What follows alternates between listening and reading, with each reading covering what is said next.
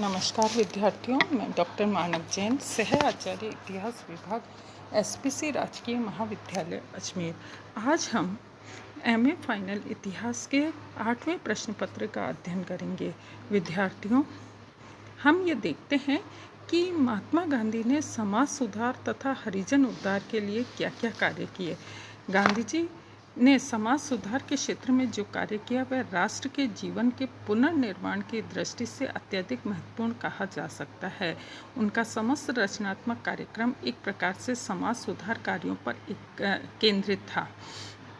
1935 के अधिनियम के अंतर्गत जब कांग्रेस ने मंत्री पद ग्रहण किया, उन्होंने सभी कांग्रेसियों को रचनात्मक कार्यक्रम में लगे रहने का आह्वान किया। गांधी जी राजनीति में अधिकाधिक समाज सुधार कार्यों में रुचि लेते थे। सामाजिक दृष्टि से गांधी जी का सबसे बड़ा कार्य हरिजन उद्धार था।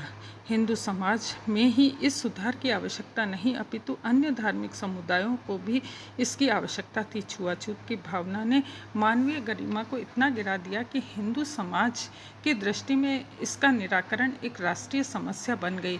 छुआछूत की भावना ने कुछ आर्थिक समस्याएं खड़ी कर दी।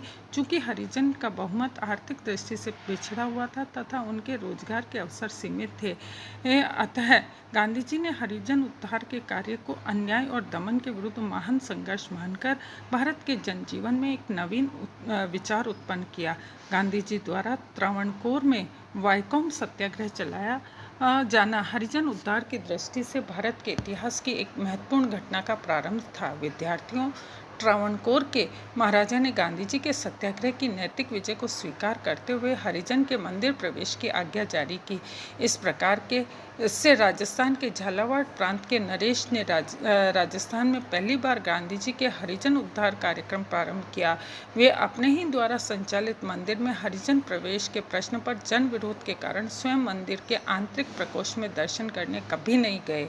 उन्होंने उसी स्थान से दर्शन करने का नियम निभाया जहां हरिजनों को दर्शन करने का अधिकार दिया।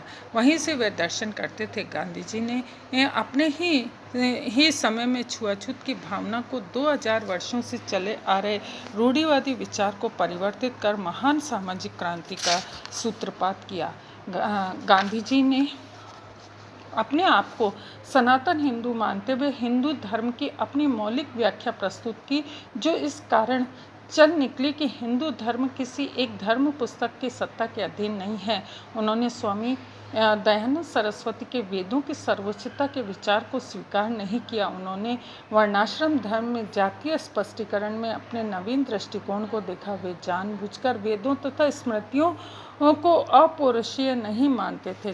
सामाजिक क्षेत्र में गांधी जी ने मातृभाषा के प्रयोग का पूर्ण समर्थन किया। वे ऐसी शिक्षा पद्धति चाहते थे जिसमें मातृभाषा के माध्यम से ही शिक्षा दी जाए।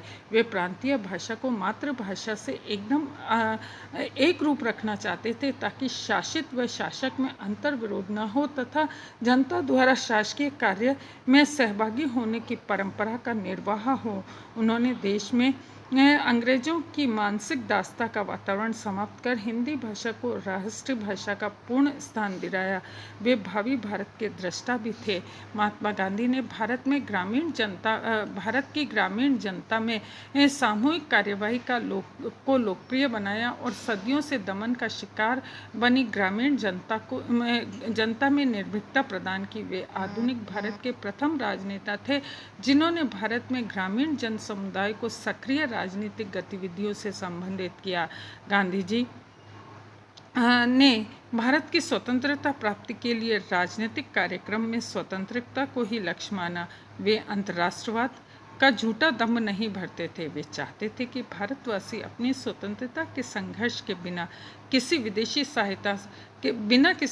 सहायता के सफल हो। उनके अनुसार कोई भी राष्ट्र दूसरे राष्ट्र की नकल कर राष्ट्र नहीं कहला सकता है। यदि अंग्रेजों के पास बाइबल का साधिकृत स्मरण नहीं होता तो उसको उनकी दशा दयनीय हो जाती। वे विचारों में चैतन्य, कबीर, नानक, गुरु गोविंद सिंह, शिवाजी तथा प्रताप, राजा राममोहन राय, तिलक से अधिक महान थे। परिणामों को देखते हुए उन्होंने ये व्यक्त किया कि उपर्युक्त सभी का भारतीय जनमानस पर राजा राममोहन राय तथा तिलक की तुलना में अधिक प्रभाव है।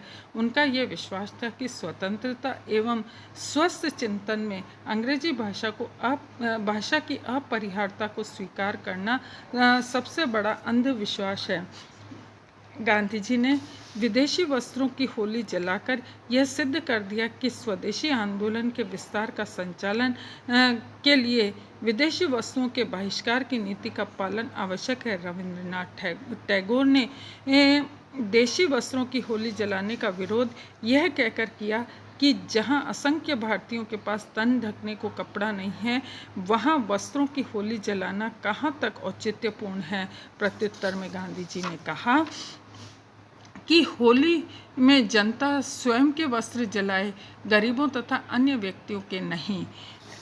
उन्होंने ऐसा अर्थशास्त्र जो दूसरों को अपना शिकार बनाए अनैतिक और अपरिपूर्ण होगा। बहिष्कार के आर्थिक उपकरण का उपयोग गांधी जी ने देशभक्ति की भावना को प्रबल करने का राजनीतिक लक्ष्य प्राप्त किया। विद्यार्थियों, भारत में देशी रियासतों के शासकों ने अंग्रेजों की दासता स्वीकार कर रियासतों में स्वराज्य आंदोलन को शिथिल बनाने का प्रयास किया। उसका गांधी जी ने तीव्र विरोध किया। 1916 में बनारस हिंदू विश्वविद्यालय के उद्घाटन समारोह में भाषण देते हुए गांधी जी मंच पर बैठे बहुमूल्य रत्नों से विभूषित राजाओं महाराजाओं को संबोधित करते हुए कहा कि वे संपन्न भारतीयों को जब तक अपने बहुमूल्य रत्न आभूषण धारण करना बंद नहीं करेंगे और यह संपदा भारत की जनता को सुपुर्द नहीं करेंगे, तब तक भारत का उद्धार नहीं हो सकता है। समारोह के आयोजकों ने गांधी जी को आगे नहीं बोलने दिया, लेकिन गांधी जी के इस वक्तव्य से उपस्थित जन समुदाय, विशेषतः युवा वर्ग पर आश्चर्यजनक प्रभाव पड़ा। श्रोताओं ने जैसा क्रांतिकारी वक्तव्य पहले कभी नहीं सुना था। गांधी जी ने अपनी निर्भीकता का परिचय देकर सत्ता और संपत्ति के प्रतीकों को आड़े हाथों लिया। इसके पश्चात गांधी जी ने निरंतर सामंतशाही, राजशाही व भारत का विरोध किया। इस कार्य के लिए गांधी जी ने रियासतों में प्रजामंडल की स्थापना की। गांधी जी के समकालीन भारतीय उदारवादी चिंतकों ने पाश्चात्य उदारवादी परंपरा का सहारा लिया, किंतु उनकी कथनी और करनी में अंतर था। प्रतिष्ठित उदारवादी भारतीय नेताओं में से अनेक रियासतों के दीवान थे। वे रियासतों में मनमाना शासन चलाना चाहते थे, अंग्रेजों की चाटुकारिता से पीछे नहीं रखते थे। गांधी जी इससे सर्वथा भिन्न थे। यही कारण है कि भारत की देशी रियासतों के शासकों ने गांधी जी को अपना शत्रु मान लिया। 1916 में सामंतशाही के विरुद्ध गांधी जी का वक्तव्य अत्यंत क्रांतिकारी था, क्योंकि उस समय सामंतशाही का पूरा दबदबा भारत में फैला हुआ था। उन्हें ब्रिटिश सरकार का पूर्ण समर्थन प्राप्त था और वे अपनी रियासतों के अधिनायकों से कम नहीं थे। गांधी जी तथा उनके अनुयायियों ने अत्याचारी सामंतों के गढ़ में भारतीय स्वराज का आंदोलन इस तरह संचालित किया कि उनकी कल्पना भी रोंगटे खड़े कर देने वाली थी। मद्य निषेध के बारे में भी गांधी जी ने अपने विचार व्यक्त किए हैं कि जीवन में सादगी तथा नैतिक स्वास्थ्य के साथ साथ शारीरिक स्वास्थ्य का भी बड़ा महत्व है। इस दृष्टि से गांधी जी नशीली वस्तुओं अथवा द्रव्यों का विरोध किया। आर्थिक दृष्टि से भी मद्यपान के खर्चे को समाज का निम्न वर्ग सहन नहीं कर सकता है। अपने परिवार का जीवन स्तर बढ़ाने, अपने बच्चों को सही लालन पालन, अपनी आय खर्च के स्थान पर नशा करने में लगाए, ये बात गलत है। भारत जैसे निर्धन देश में जहाँ करोड़ों व्यक्ति को पेट भर भोजन नहीं मिलता है, अमीरों की विलासिता सहन नहीं की जा सकती है। ऐसे में गांधी जी का ये मानना था कि व्यक्तियों का ये सामाजिक कर्तव्य है कि वे स्वयं अपने से नीचे वर्ग को सही राह दिखाए, उन्हें उचित शिक्षण देकर इन मद्यपान जैसी बुराइयों से दूर रखने का आदर्श स्वयं प्रस्तुत करे। इसी प्रकार प्रशासनिक खर्चों पर बढ़ते हुए व्यय को रोककर राजस्व का सही उपयोग किया जा सकता है, ऐसा भी गांधी जी का विचार था। विद्यार्थियों, राजस्व का प्रश्न उठाना और उसके नाम पर मद निषेध का विरोध करना तर्कसंगत नहीं है। सरकारों को ये सोचना चाहिए कि यदि व्यक्ति अपनी आय का दुरुपयोग मद सेवन से नहीं करेगा तो वह उस आय को अन्य वस्तुओं को खरीदने में लगाएगा। भारत में माचिस से लेकर मोटर कार तक प्रत्येक वस्तु कर युक्त है।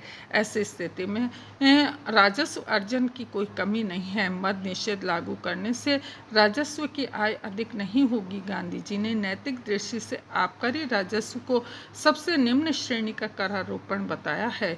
यह वहीं पर उपयुक्त होगा कि जो करदाता इन गुणों को अधिक आवश्यक सेवाएं उपलब्ध कराए। आबकारी कर व्यक्तियों का अधपतन की कीमत है उसे उचित नहीं ठहराया जा सकता है। उन्होंने मंत्रियों द्वारा बनिए की भावना से मद निषेध कार्यक्रम बनाने को अच्छा नहीं माना है। उन्हें यह बात बुरी लगती थी कि मंत्री जन स्वास्थ्य की चिंता किए बिना राजस्व के घाटे के लिए अधिक चिंतित है और राज्य का राजस्व कम हो जाता है, इस बात की चिंता नहीं करनी चाहिए। उनका विचार था कि ऐसी स्थिति में राज्य सरकार अपना कार्य करना बंद कर देती है तो फिर राजस्व के नाम पर मद निषेध लागू न करना कहाँ तक उचित है। गांधी जी ने मद निषेध कार्यक्रम को कानून तथा पुलिस के भरोसे छोड़ने को उचित नहीं ठहराया है। वे इसके लिए जनमानस को जागृत करना चाहते थे। उनके अनुसार चिकित्सक इस कार्य में अच्छा योगदान दे सकते हैं और वे नशा करने वाले का उचित इलाज करके सुधार कर सकते हैं। इति नमस्कार।